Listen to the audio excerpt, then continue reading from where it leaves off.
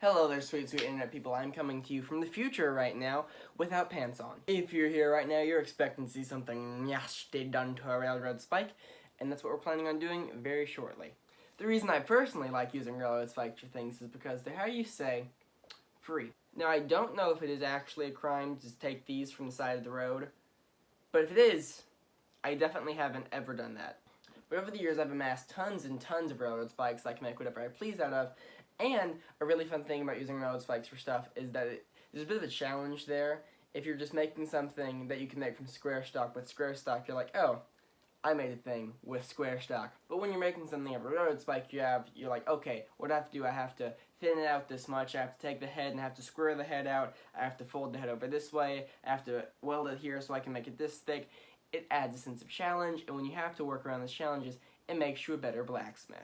What are we making today? It's something that's on my desk right now that I'm not going to show you yet because you have to watch the whole video to find out what it looks like.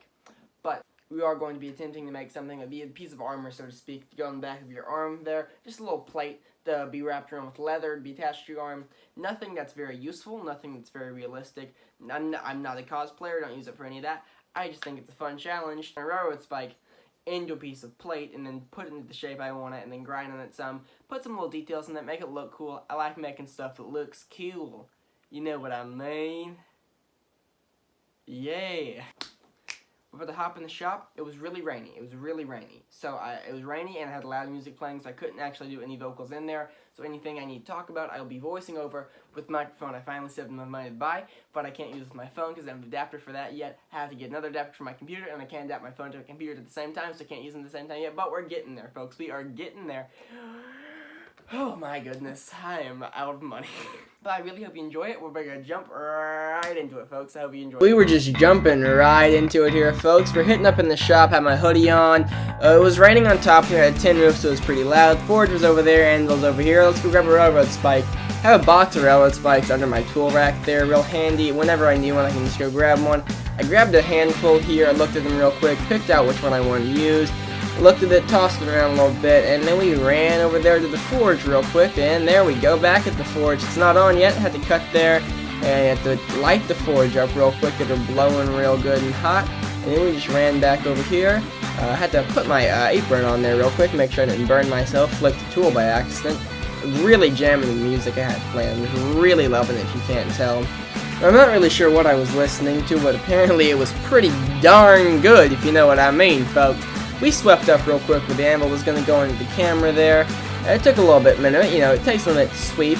Wobble the anvil over there. I would pick it up, but it's a little too hefty for that. I had to shake her around real quick till I got her where I wanted to be for the camera there, folks.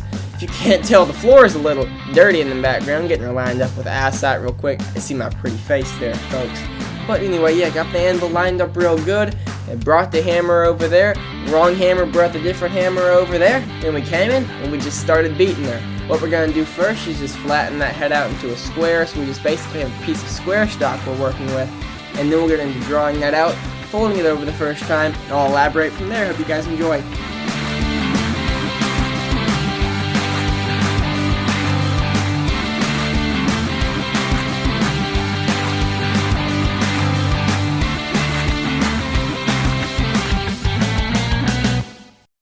As you can see, she flattened out real good. We were getting ready to cut her, but then something bad happened. My camera died right about there. So what we did is we had to use this little piece here to make a cut in the piece of metal, which we then folded over. And when we folded over, we beat it and forge welded it together, so it was a lot thicker in one spot. It was a bit more of a rectangle. You can see there the fold that was bent over. We had to forge weld it. That's where the spark flying off from. And I'm sorry I missed it that time, but the second time I forge welded, I do show it. So basically, just interpret what the process would look like if you can there, folks. And we're pretty much just going to draw this bar out until it's close to a piece of flat stock that we can once again fold over. What we're going to do first of all is put some borax on there. Some borax is something called flux. The flux helps keep the metal from oxidizing. You see it right there, and that allows you to forge weld it and make it basically one piece of metal. And then you just throw that back in the forge and get it extremely hot, and you hit it extremely hard and it should fuse up real good. Hopefully that's what you'll see here in just a second when we whack it with the hammer when we bring it back out.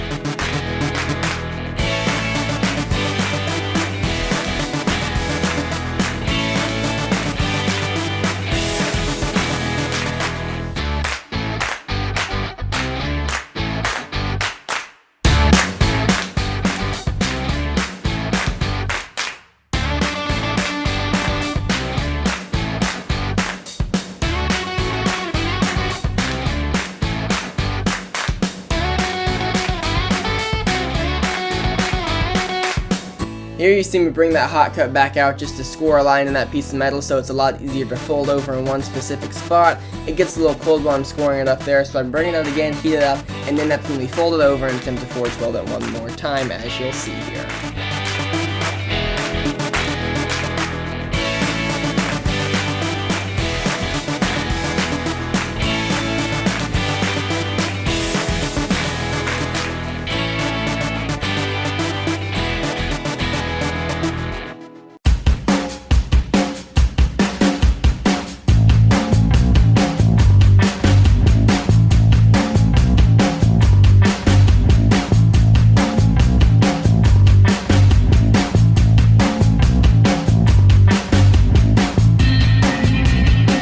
Showing you a little bit of the fun behind the scenes here, I burnt my finger real good when a piece of scale flew off and melted itself to my hand. That was real nice, so I went and got a little glove and stuck it on my hand there to keep that from happening. Let's get back to it.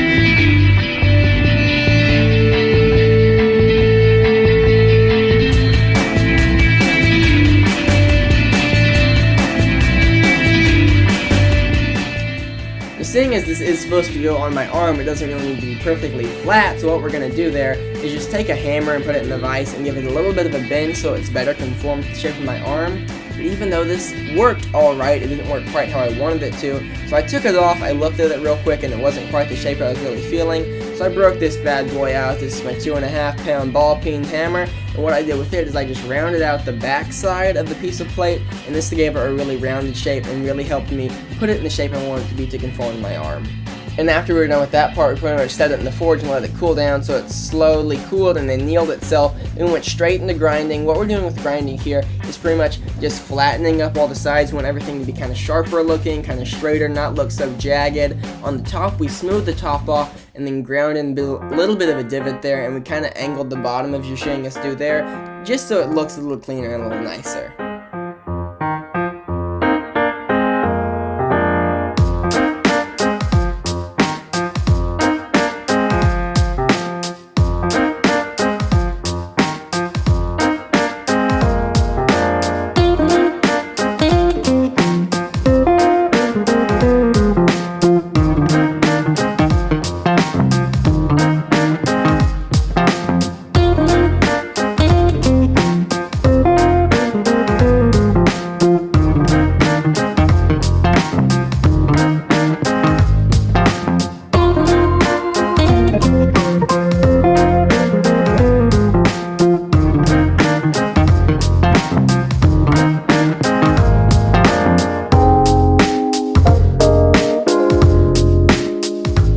Actually see that I'm flattening out one of the top faces of this piece of steel. I'm not doing it across the whole face because I don't want the whole thing to be shiny. I really want that hammered forged look on there, but I want to flatten out one face just so it has kind of like a repaired look to it, almost like it got injured and then got repaired. Here I'm just putting a little divot in the top. I'll show you in a second. See, just a little indent there. And then I'm actually going through with a bigger file and putting some scratch marks in there to look as if it's been kind of used before, kind of hit by stuff, you know. After that, we threw it back in the forge, heated it up, and quenched it in the oil. Before we did that, I actually went through a few normalizing cycles just to build up some scale on that shiny part so it didn't look too new, you know. Blew the oil out because it caught fire, and we were all good to go, folks. smoked for a little while, but it actually turned out pretty well, I thought. And when you quench it in the oil, it gives it this nice black finish that we then kind of got most of off with the wire brush you see here. We just threw it back in the vise and hit it with the wire wheel on an angle grinder real quick. This shines it up, but doesn't actually make it silvery, so to speak. It just gives it a nice black finish, and I think it looks pretty good. I'll show you more of it here in just a second, folks. Oh look, it's me again, in the same shirt. I bet you weren't expecting that. Definitely not recording the intro and outro at the same time. That's right. What's it look like? What's it look like? What's the finished product look like, boys and girls? Well, it looks like this. It's a little hard to see right there. Let's get some back video shots in real quick.